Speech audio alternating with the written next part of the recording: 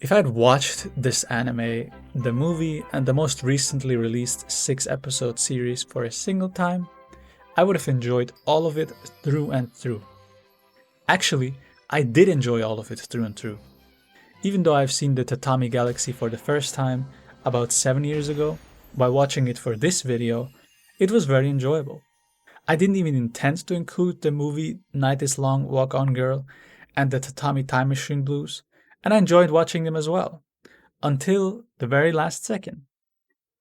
That last second, though, was very important, because in that single moment, I felt like my experience took a sudden turn. It would take me a total of 3 weeks to be able to properly feel out that sudden turn of my experience and write down my thoughts in a long series of notes in order to reach some type of conclusion of why I felt that way. Putting it into words is not easy, because with these stories, I'm not even sure where to begin. After all, it has itself multiple beginnings, and with that we've only touched on one aspect that makes this whole thing a little difficult to analyze. I'll start by simply focusing on the Tatami Galaxy alone at first, and hopefully I'll gradually make my way to including the movie and the ONA as it continues on.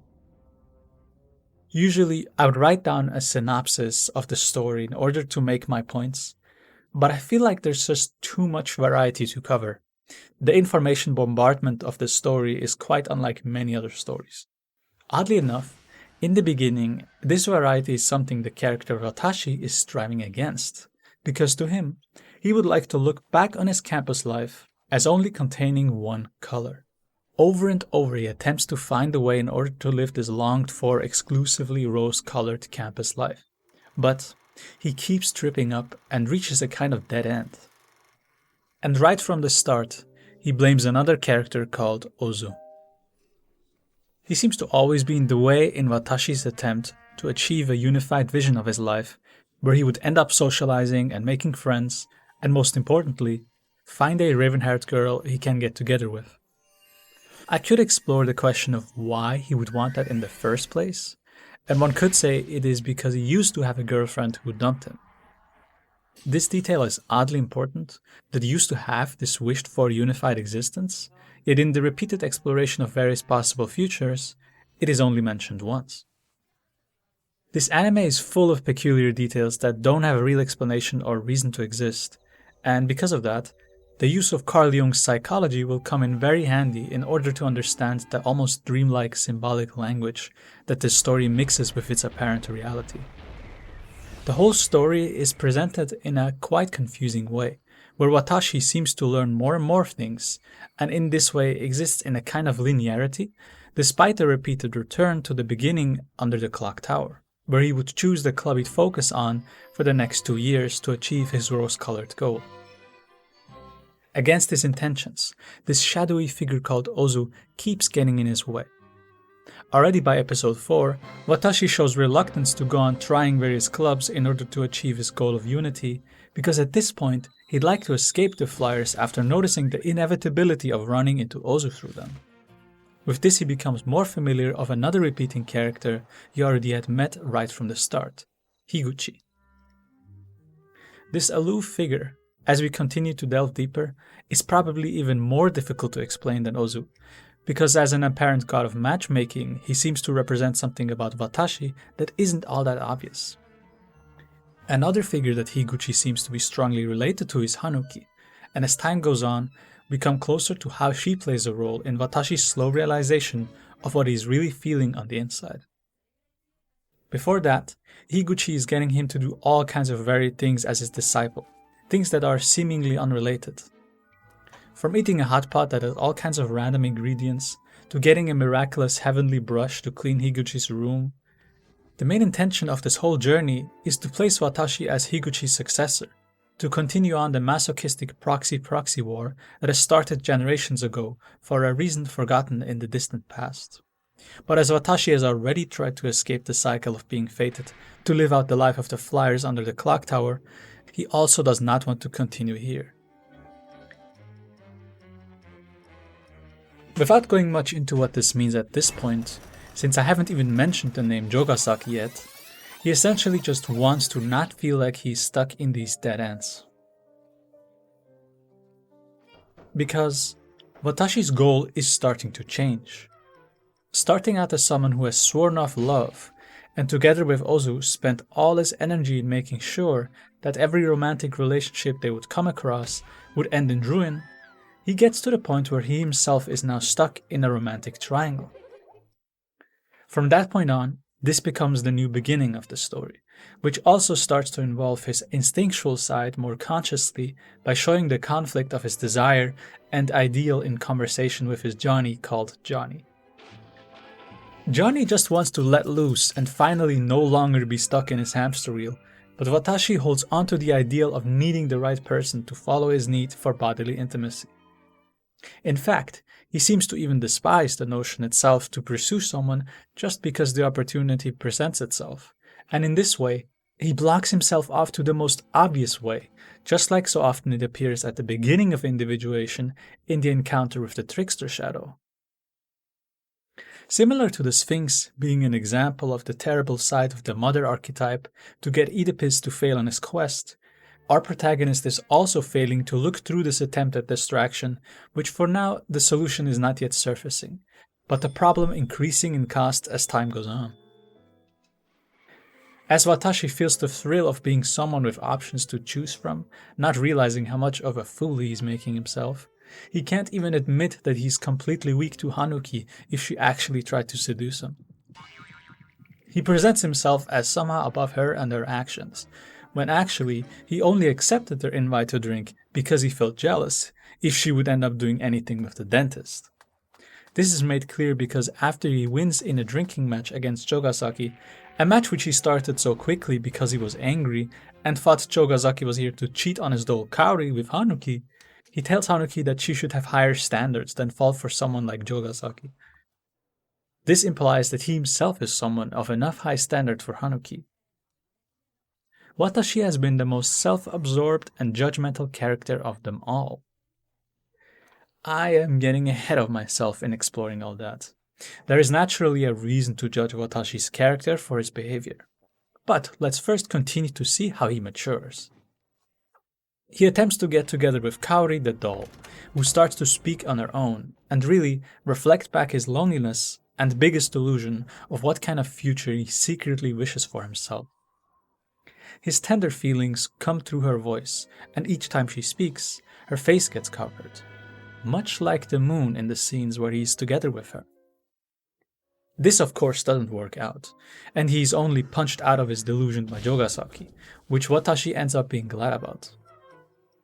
Well, actually he's naturally saved by Ozu, and in this way we start to see him becoming more and more the opposite figure of what he's assumed to be, slowly transforming from the adversarial shadow into the savior. In the next round, he tries to go for Keiko, who he has been writing letters with, in which he slightly exaggerates the dimensions and luxury of his own life. And of course, he ends up as the fool. Yet again, though, even if Ozu had been the one to write the letters and play this trick on him, because Akashi had taken over with this prank, Ozu opened up an opportunity for Watashi, which he did not take. Thinking again that it would go against his principles to be an opportunist in relationships in order to rid himself of his loneliness, holding a sort of self-sacrificing idealism that he would just end up exploiting the other person he would go for, he slowly gets into the process to learn that it actually isn't that way at all. And with this, we come to the point where Watashi realizes he has ended up feeling cold inside his heart. He had tried all kinds of things to escape from his unknown feelings, even replacing love for money in order to keep away from the truth of them, defending himself with his will to shape life into a rose-colored campus ideal. So, he finally gets some advice from Higuchi, who provides him the saving thought with which he could solve the riddle that has been at the root of his failures all along, that he has been reaching for another life he does not have in order to somehow bring himself fulfillment, when in reality he only has the life in front of him. And despite it containing all colors instead of just his desired rose-colored one, it is a realer example he should follow than his delusional rose-colored fantasy. But of course, hearing the saving thought alone is not yet enough to get him out of his chaotic knot of confusion, because the thing that has to reach his intellect is an emotion, And for that, what is required is a disintegration. The trigger for that is set through at first hearing that Ozu had a girlfriend, and then seeing it for himself. It is at odds with everything he thought to be true, that Ozu actually was someone who all along had not been in cold pursuit of power and destruction, but actually held within him pure feelings of love to fulfill his goal of providing his girlfriend an unforgettable experience. This shocks Watashi, and with nowhere else to go project his shadow onto anymore, he has no choice but to close off into himself and start to really figure out who is to blame for everything that is happening. A dissociation is not healed by being split off, but by more complete disintegration. All the powers that strive for unity, all healthy desire for selfhood, will resist the disintegration. And in this way, he will become conscious of the possibility of an inner integration, which before he had always sought outside himself. He will then find his reward in an undivided self. He couldn't split off his dissociation from the shadow and simply pursue a rose-colored illusion of unity, and so the disintegration process sets in. But what indicated that he was split off in the first place? Well, on the most obvious hand, we have his interaction with Ozu. In a very direct manner, this figure represents the shadow which he, as the ego, is split off from. This is super directly depicted in various scenes through the visuals, including in the Tatami Time Machine Blues. At least, as long as we are shown Ozu through the perception of Watashi, because there are moments where we can see Ozu's normal face, while Watashi is not the one to perceive him. This shadow is now the one he is starting to face on the inside. His attempts at projecting it into his environment had gotten him so isolated that he has no other choice. So much so that he is no longer even able to leave his 4.5 tatami room, and thus we are explained the inner workings of him as the 4.5 tatami ideologue. It very vividly depicts the image of a mandala, the most common symbol of the Jungian self, while going through an explanation of it as a kind of universal principle that expands beyond the mere material quality it possesses. He creates a kind of tatami metaphysics, which is fitting, because a mandala as a symbol of the self par excellence, it becomes an apt expression for the ambiguity inherent in the self, as an all-encompassing symbol of the personality, including both consciousness and the unconscious. Things are now illuminated. He looks into the waters of his unconscious and discovers things about himself that had so far been hiding out in the open from him. Often the unacknowledged shadow can pile itself up physically in messy and neglected surroundings, and in this way reflects the messiness of his psyche. As seen before, I had already kind of alluded to the chaos going on in the unconscious, because the reflecting moon is itself a common symbol of the unconscious, with sun being consciousness. We are observing Watashi now truly discovering what has been hiding from himself. He had early on judged Ozu for disliking vegetables and eating unhealthy meals, while he now loudly proclaims that according to his philosophy, because he is a man, he has nothing to do in the kitchen, and therefore only eats fish burgers and castella cake. In this attempt to stamp out and deny his own femininity at the fear of having to admit a weakness, the kitchen is also a mess. There is also a part in the room that is so chaotic, he says, that anybody going in there would surely get lost forever. In these forlorn corners, he actually finds the gold hiding in the shadow, the lost value that had been buried with his self-denial. It is revealed that the way he was living his life was of the kind where his inflated ego consciousness reflects the behavior of a destructive, giant robot who would eliminate anything in its desired path in order to achieve its rose-colored ideal. This was hiding in his shadow, and it came as a compensation to the vulnerability of his actual, naked self that he could not admit to. The tatami metaphysics are now expanded upon to start within some primordial origins, and while that might seem strange, one could say these are the glimpses beyond his finite ego that he attains which make him finally feel like he's part of something greater. Something is now slowly growing within himself after he had watered the seeds of his own being by paying attention to his unconscious. and they slowly develop the imaginative, neglected, and playful aspects of himself. What Higuchi had told him now starts to sink in, and he longs for all the colors of life that he's now no longer able to join in on. He was so wrapped up in himself, he couldn't take into account the color that the life of others provided to him. He finds Ozu's phone and is for the first time truly perceiving him in a more truthful manner, and even wants to be on his side, trying to warn him from the Lucky Cat Chinese restaurant that has conspiratorial control over the school underground plotting against him. Slowly his shoddy thinking is more and more revealed. He starts to travel through the rooms, which at first seem endless, but end up looping him back to his original room. I suspect it is this way because he is exploring the shadow, which is part of the personal unconscious, and hence does not reach into the eternally vast domains of the collective unconscious, that are as seemingly infinite as the universe itself. He tries to reach out of this self-encapsulated prison he has found himself in, which he was unconsciously building in his attempt to only desire a rose-colored life. And with only the Mochiguma left, he's finally realizing the feeling that had always been hiding from him. An admission this man, overly relying on a masculine image of himself, couldn't allow. The way he truly had been affected in his vulnerable spot was something he could not consciously admit, leading him to unconsciously deny it, and leading to his feelings of inferiority when comparing himself to Ozu and Jougasaki. This instinct of self-preservation and power ruled his life, but with the admission of his feelings for Akashi, had finally got him off the insular train of his campus life. He is freed, along with all the moths that had gotten stuck in his web of thoughts that unconsciously had spun itself in his denial.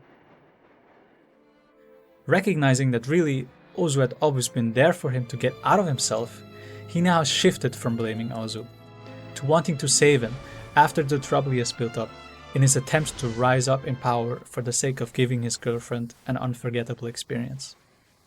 He follows up on his promise to invite Akashi to Neko Ramen, where the entire school now joins into.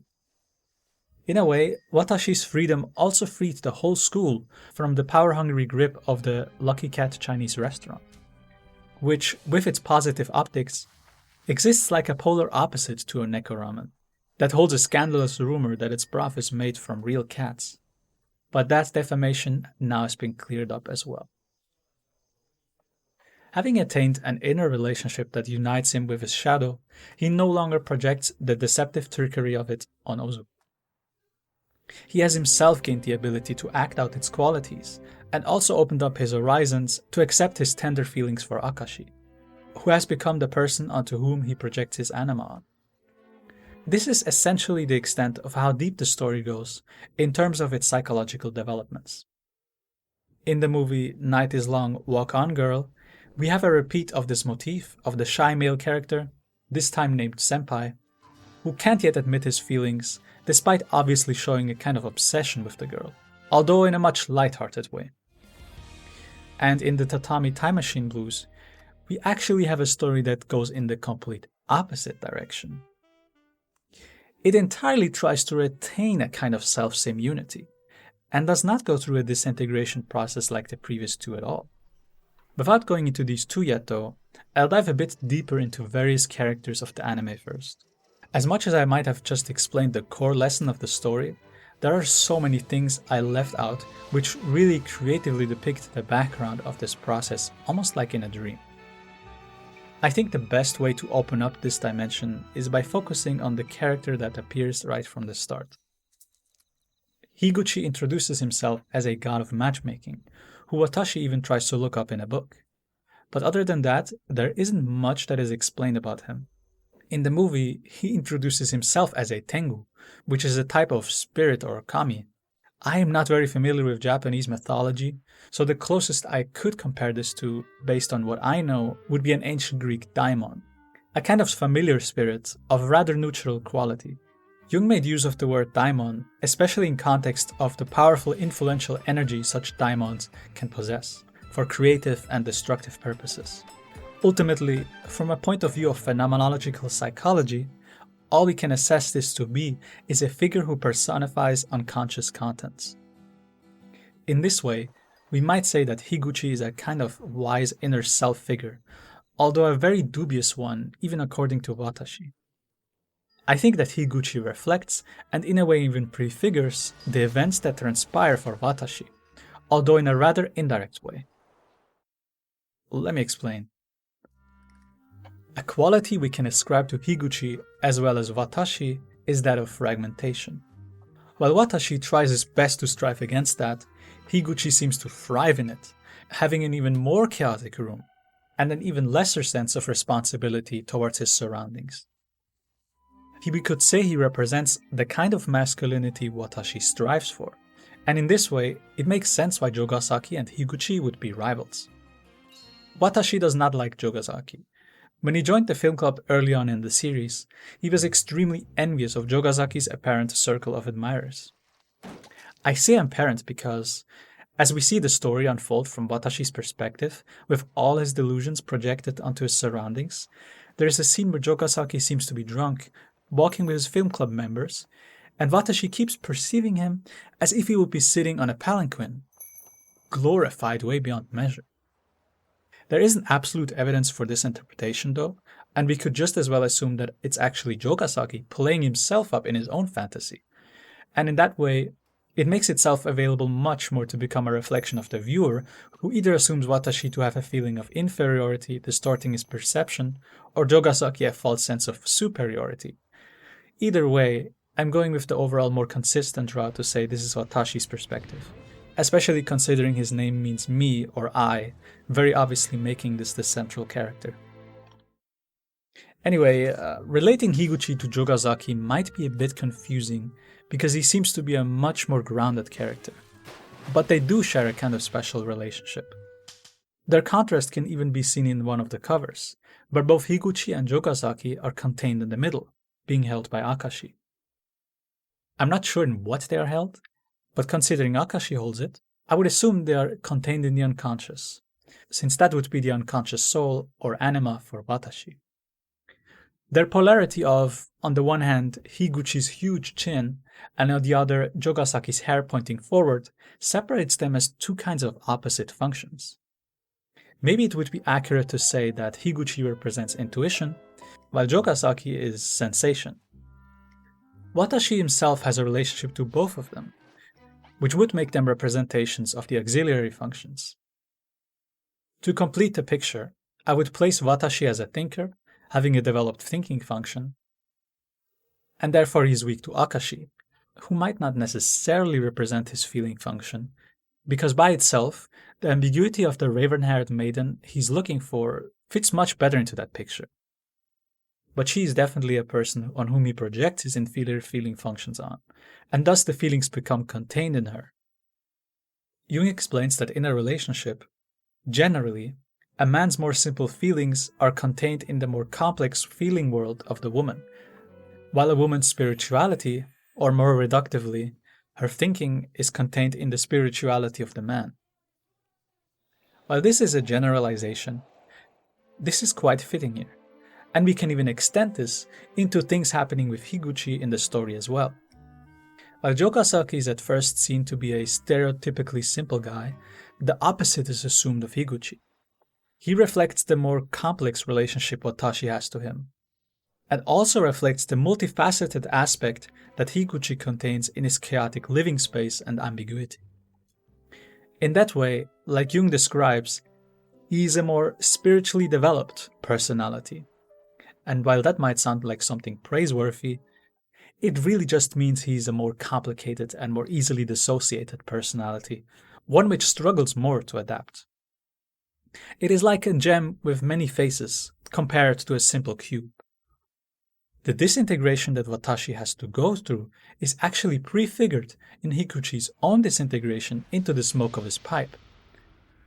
The exploration into various timelines by Watashi also reflects such a multifaceted personality. He isn't a very unified person, which makes it easy for him to imagine himself as part of this or that club, opposed to a more simple personality who just sees themselves to be clearly gravitating to one or two clubs.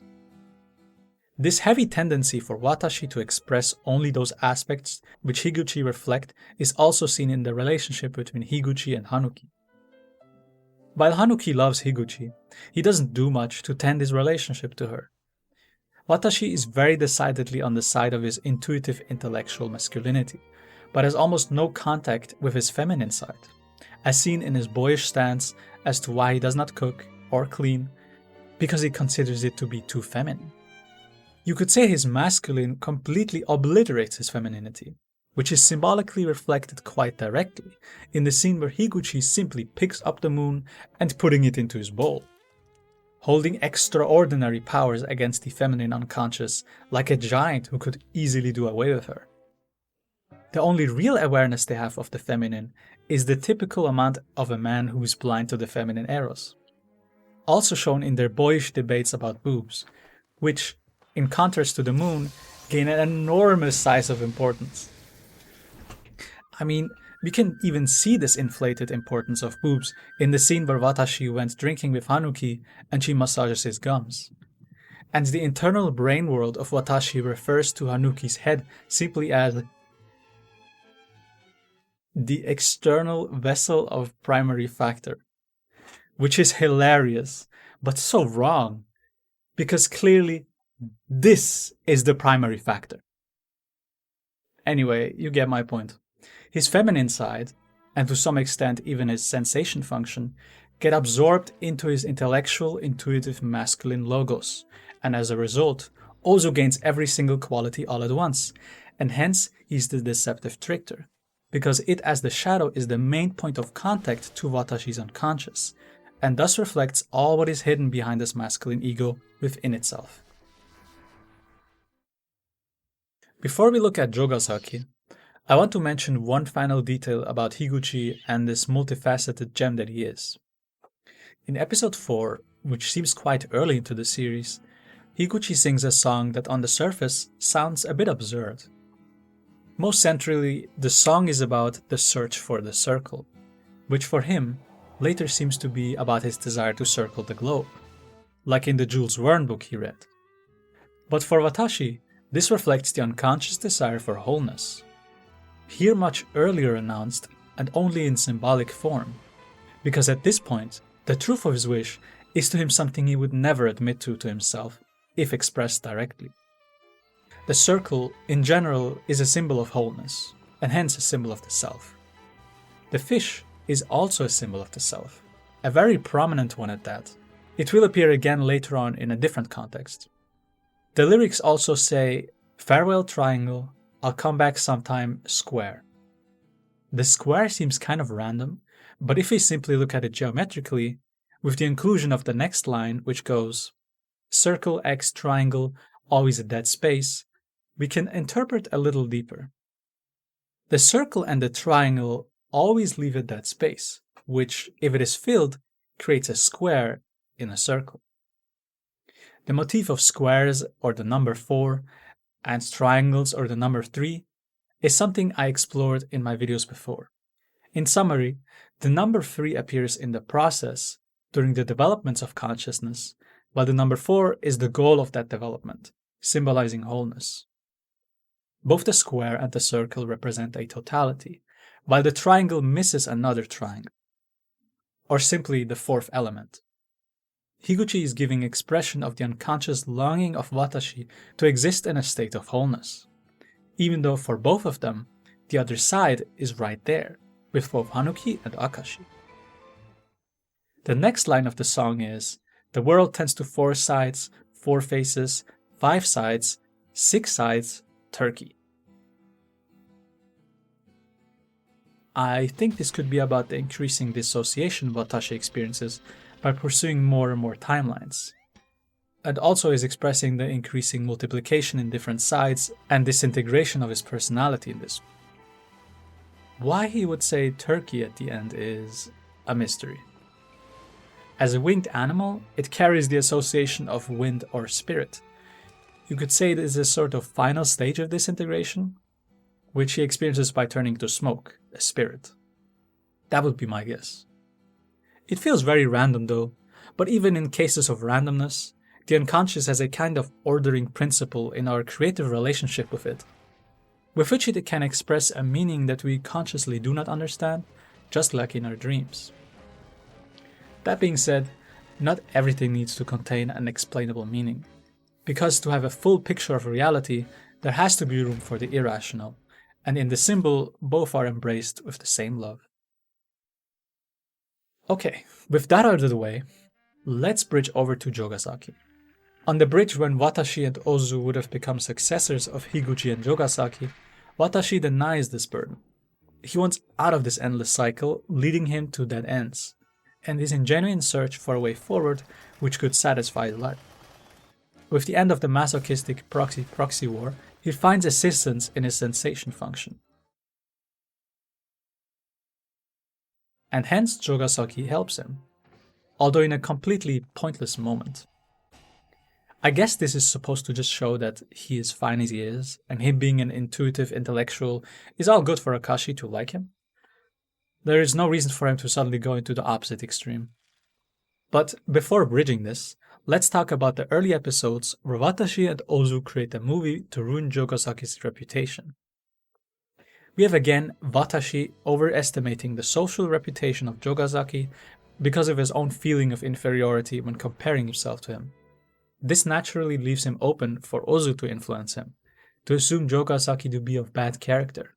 But is he really so bad? Ozu lets Watashi know that Jougasaki has bad grades, which he has evidence for. But then, out of nowhere, Ozu fans the flames of Watashi's drunken hatred for Jougasaki by saying that he had been measuring and noting down the boobs for the movie that involves a bikini scene or something. This Ozu presents without any evidence, and considering how much evidence he gathers later on, can we really conclude that he's telling the truth? Watashi, in rage, at this point in his development, probably is just envious of Jougasaki's position, and hence he's easily convinced to turn against him. Once they gather the evidence for the movie that exposes him and ruins his reputation, what do we actually see? Yes, he has a boob wall. But where is the boob inspection? If they got cameras inside his house, wouldn't it be possible, together with the most powerful group, the Lucky Cat Chinese restaurant, which basically runs the school from the underground, to gather evidence for that as well? And especially for that, considering how outrageous it is? But there is no evidence. The only other things shown are him complaining to his mom for more allowance money like he's a big baby boy, him washing himself obsessively after a girl had touched him, him throwing away gifts he got from admirers, him barking away some old people at a store, him sucking on a milk bottle, and of course, him romancing his doll Kaori.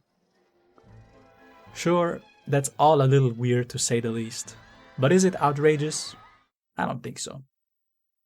With all that, I want to say more about Watashi's relationship to Jougasaki, especially involving Kaori. In a way, the two are a perfect pair. Watashi and Jougasaki, I mean. Because Watashi is really the best person to be hired by Jougasaki in order to care for his doll.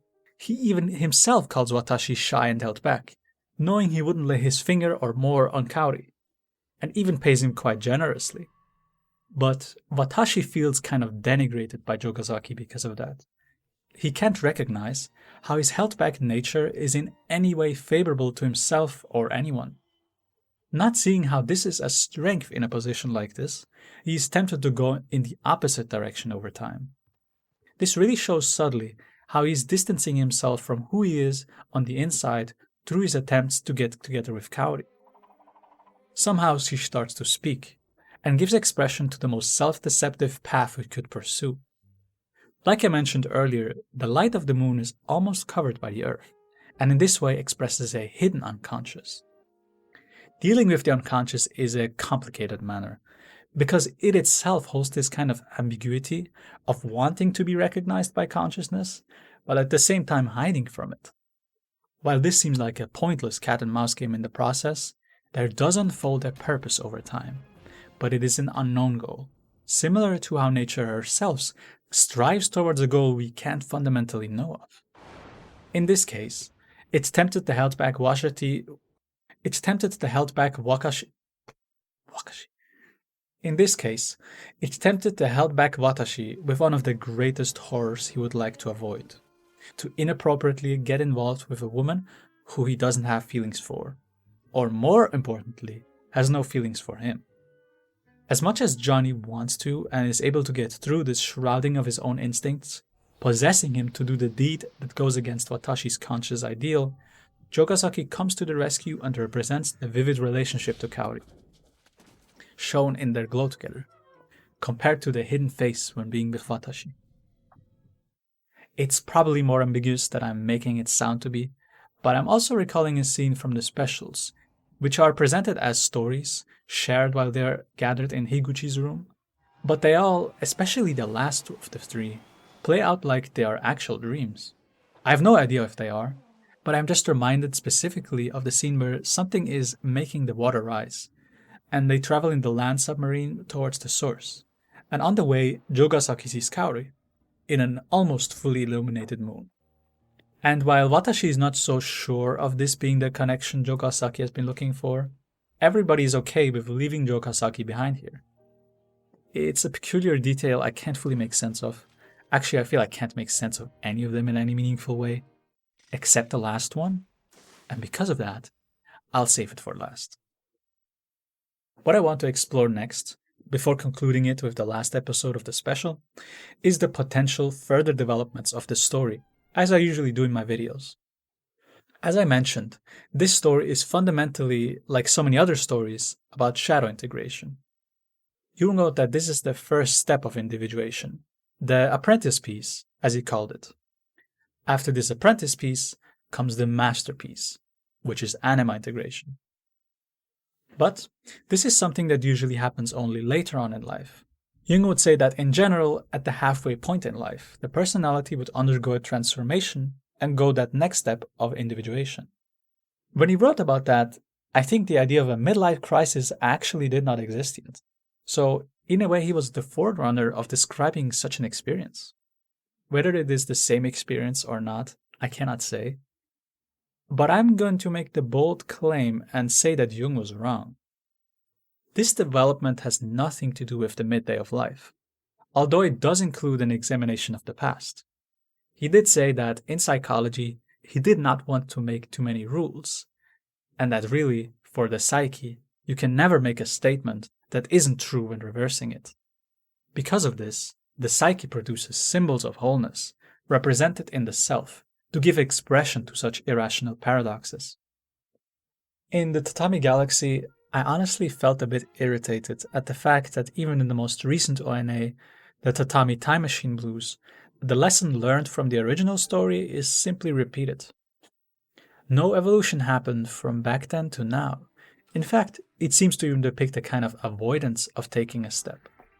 This isn't necessarily surprising, because the step that Watashi took has brought him into a seemingly eternal harmonic state, as the ending of all three stories repeat that he will spare us the waste of time to speak of a successful love story. As much as Higuchi told Watashi before he began his introspective disintegration that Watashi was spending overtime in the belly of his mother, in a psychological sense, through getting together with Akashi, he simply returned there. He might have made a step from his world of intellect into the world of emotion, but all he ended up doing was stay there. The original harmonic instinctual unconscious state of the unified primordial mother and father was re-established. And as Jung says, this divine experience of being in the womb is what marriage is essentially about. And because of this, it makes sense that the Tatami Time Machine Blues would strive for the opposite of the disintegration of the first anime, because it tries to retain a state of unity it already achieved.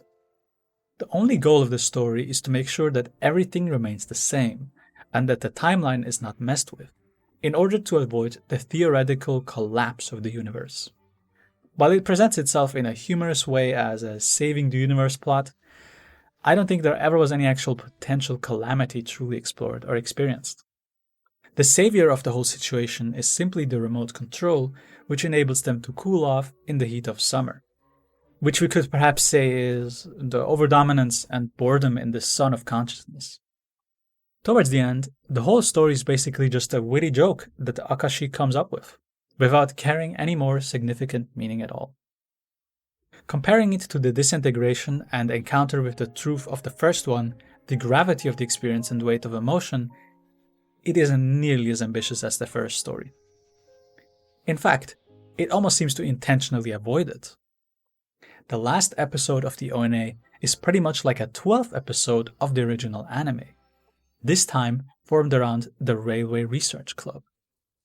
In this club, they are on the search for a legendary, or more accurately, mythical single railway line that was hypothesized to link the Kyoto and Fukui prefectures. This mackerel highway line was completely fictional and only existed in the hearts of each member. But Ozu, of course, had the mischievous plan for the club to find the railway for real, because after all, the world deserved to know of such an amazing discovery. This noble goal, of course, brought in a lot of chaos, because once you try to bring the subjectivity of each person to the test, in attempting to bring it to the objective world on the outside, there is bound to be a lot of friction. This clash of extreme opposites is of course only possible for a devil like Ozu to bring into motion, and it is really highlighted in the meaning of the word devil, rooted in the ancient Greek diabolos, containing the prefix dia, which means across or apart, and ballo, which means to throw. Tearing the opposites apart creates a lot of tension, almost like voltage. And while Ozu seems to like this trickster devil who tears things apart, this calamity gives rise to a savior figure, the thing that binds them together, namely the symbol, rooted in the ancient Greek symbalo. This time joining the opposites together with the prefix sim, and again, ballo. The symbol of the fish, a symbol of the self or the savior, is hinted at with this mackerel highway line. But nothing of the sorts is explored. No disintegration happens, which would lead to the clash of subjectivity and objectivity.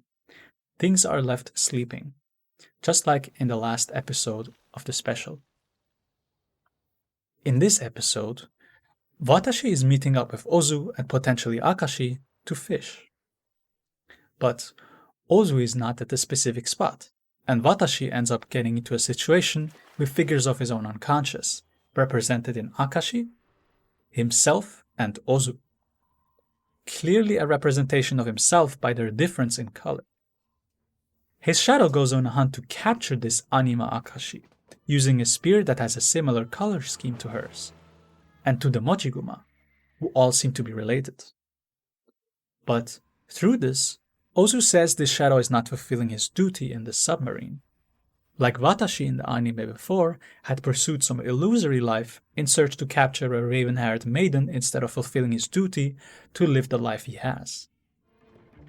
So, Watashi pursues this shadow and manages in a pinch to shoot him with a shot that turns into this strange purple rolling rock.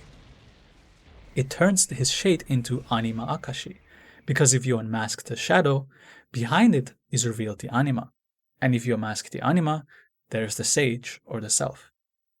But for now, it is not time yet. She waves goodbye, and Shade Ozu appears and goes to the purple rock that had turned into a small one, turning its surroundings pink. Shade Ozu picks it up and says, "Your clear heart discovered this god's rock." And together with the land submarine, he sinks back down into the unconscious. I don't think one can in any way make a more obvious allusion to the archetype of the self than calling something God's rock, and these are the hints of the savior that appears at the end of the trickster myth.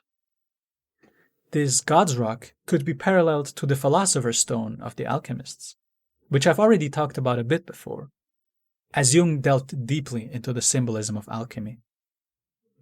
It might seem foreign to this anime, but it really isn't. Because even in the anime itself, the word alchemy is once written in gold on a black background during Watashi's time of transformation. Turning the dark lead into gold is an ancient thing across so many cultures that really seems to be one thing understood universally. When we look at how this God's Rock has appeared in the Tatami Time Machine Blues, we could say that it is at most centrally expressed in the remote control that is used to activate the cooling system. The reason why I would make that comparison is because the central quality of the symbol of the self is its numinosity, which Jung equated to autonomy. In that sense, it is the factor that enables the freedom of oneself and the world, but of course, it appears in a heavily reduced form. The control it has is purely over a machine, which doesn't contain a transformative capacity like that of the god's purple rock, but simply activates something to ease life in a hot summer. A machine can express a method, a definite way to follow, and with that, the point of this ONA trying to follow a certain line of being, opposed to the disintegration of the anime, is reinforced. The preserving of the timeline is that continuation of the way of life. And if we look into more examples of time depicted in these stories, we naturally have the clock tower in the anime. But a more peculiar example would be the clocks depicted in the movie. For the old people who feel like life has gone by, time moves much faster. Towards the end, when we see the girl visit Ryaku, who is the cause of the sickness that the entire town caught, while he is in his bed, he's haunted by all the clocks racing to their end. But they do not go to the end, because Ryaku essentially ends up taking the time of the girl in order to make himself younger, and functions like a typical Kronos, eating the youth of the next generation. This status quo can only end once the old man dies in order to be fully renewed. Symbols want to be renewed, and they can do so by reaching the end of their lifespan in order to be resurrected into a child. This would be the symbolic transformation that frees itself from the sickness, because even if the girl helps Ryaku to get better, what about next year? Is she again responsible to take care of him? Shouldn't it be the responsibility of the previous generation to take care of the development of the next? These are simply questions I leave out in the open, but because it isn't the story that depicts this transformation, I will simply leave it at that. To conclude, while I enjoyed the Tatami Time Machine Blues, when taken under more analysis, I inevitably compared it to the original anime, and because of that, it really feels like it doesn't have much to offer. I might have standards that are too high, but when judging artistic works and the depths of their stories, I feel compelled to approach them with these comparisons. When I first watched the Tatami Galaxy, it made quite an impact in my life, especially through its aesthetics, and inspired my younger self while I was trying to write stories of my own. In attempting to do so, I've realized I wanted to give expression to many philosophical themes that many people had already wrote and talked about, sometimes for thousands of years. This made me realize I had still a lot to learn, and so I did. I became as familiar as possible with what Carl Jung was all about, and I lived and loved, although it went completely different than how it happened in this story, and I'm hoping to share the insights I have gained bit by bit through these videos. I had my own deepest vulnerable subjectivity clash with brutal objectivity, and as scary as that is, it was worth it. I think it is time to go the next step now. I've been talking about these deeper archetypes and so on for a while now, how they are not depicted in the stories I've been looking into. This year has been a very insightful one for me to learn to get into the motions again, into the workflow again of making videos. But as the next year begins, I will start to really go deep and pick out a certain number of stories to project my perspective into that has grown in me. So, the current series comes to an end. Reflections on Stories, the playlist, is over. And a new one will begin. Thank you for watching. I'll see you in 2025.